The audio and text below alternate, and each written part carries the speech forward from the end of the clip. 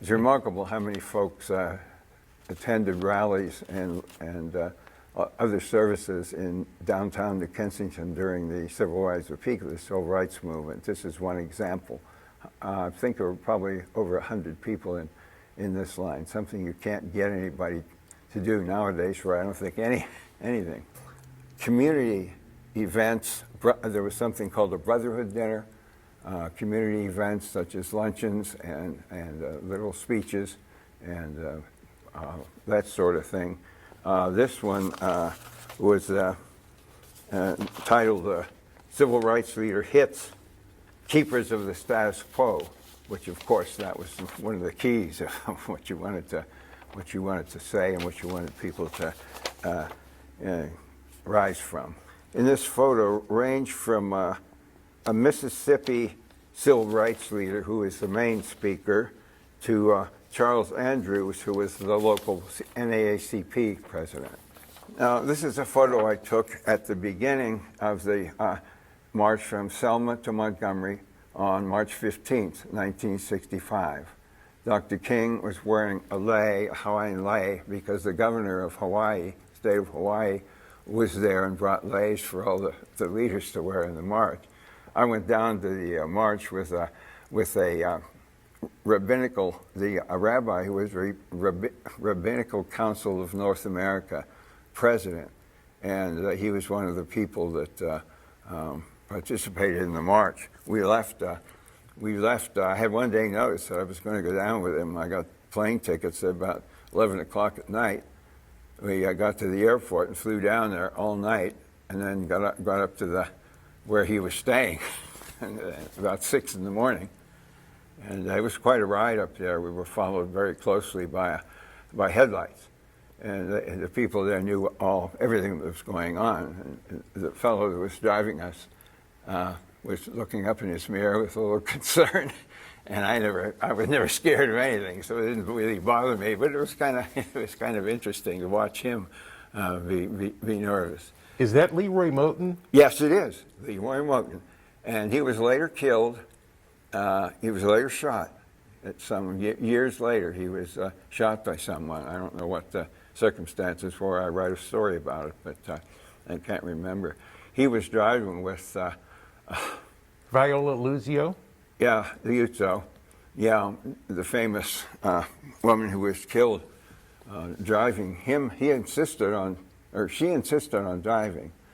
Well, he should have driven, but she insisted on driving. The car drove by and shot him right through the head, or her in the head. He jumped out of the car and ran into the woods, and they never did get him that night. But later he was killed about, I think, 5 or 6 years later. She was from California, PA.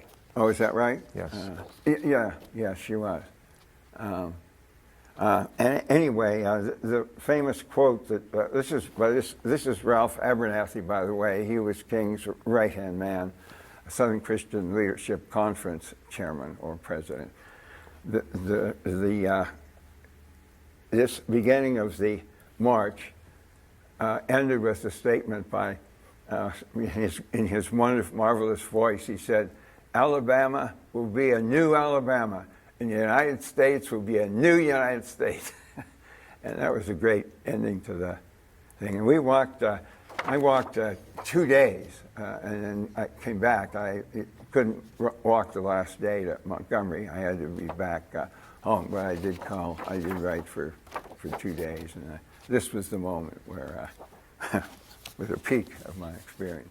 The thing that I noticed, though, when I did talk to him, we were all sitting around on the grass having lunch during the march.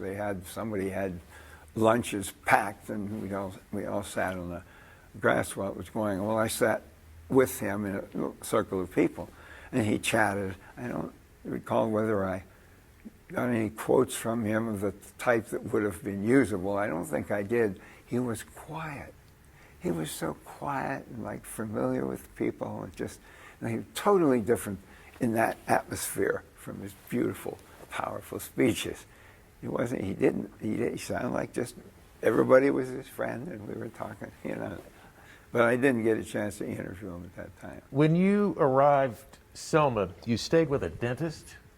That was the first night when we arrived. We got from the Selma, Alabama, the Birmingham, Alabama airport, drove all night, and got to the dentist's house, a black dentist's house, about 6 in the morning. They had breakfast for us, the people, the dentist and his wife. We're sitting in there in the living room talking. Who walks down the stairs in a robe and slippers?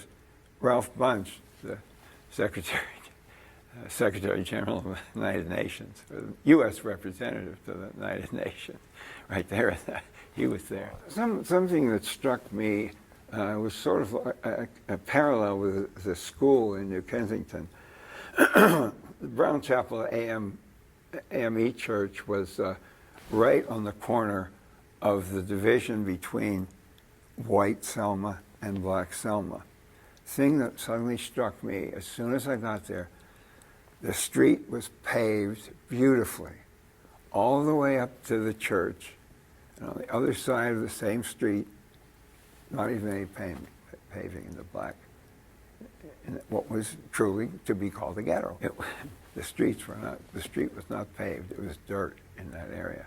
That was the first thing that struck me terribly, tremendously about what was going on down there and what the problem was. I mean, I knew all about the problems, people had to recite the Constitution before they could vote, but this graphic thing right at Brown's Chapel Church was stunning to see. Two levels of people there, white and black. The only part that frightened me a little bit was driving all night from the Birmingham airport all night down to Selma. And all the way through that drive, the headlights of a car were following us at some distance, maybe 100 yards. And I could see that Leroy was very nervous, Leroy Moten. He kept looking up in the rearview mirror and down again when I was driving. I didn't know what to think. It bothered me that he seemed nervous because I didn't know what was back there or what it would be. Pretty soon, that after about an hour or two, after that drive down there, the headlights turned off the road. So I don't know why, what the deal was. Probably just nothing. That car happened to be driving down there in the middle of the night.